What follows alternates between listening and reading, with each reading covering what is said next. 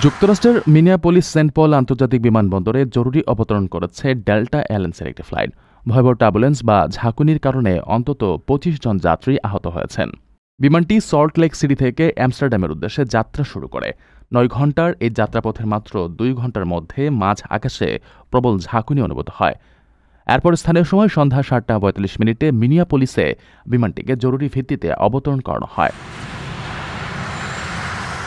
Delta এয়ারলাইন্সের পক্ষ থেকে জানানো হয়েছে, বিমান অবতরণের পর যাত্রী ও ক্রুদের জরুরি স্বাস্থ্য পরীক্ষা করা হয়। আহত ২৫ জনকে স্থানীয় হাসপাতালে পাঠানো হয়েছে চিকিৎসার জন্য। বিমানে মোট ২৭৫ যাত্রী ও ১৩ ক্রু মেম্বার ছিলেন। বিশ্বব্যাপী প্রতি বছর ৩৫ মিলিয়নেরও বেশি ফ্লাইট পরিচালিত হয়, যার মধ্যে প্রায় ৫,০০০ ফ্লাইটে গুরুতর ঝাঁকুনির ঘটনা ঘটে। বিশেষজ্ঞরা বলছেন, তীব্র ঝাঁকুনির সময় বিমানে ১.৫ জি ফোর্সের বেশি চাপ সৃষ্টি হয়, যা নিরাপত্তার জন্য মারাত্মক হতে পারে। তাই সিটবেল্ট পরা অত্যন্ত জরুরি।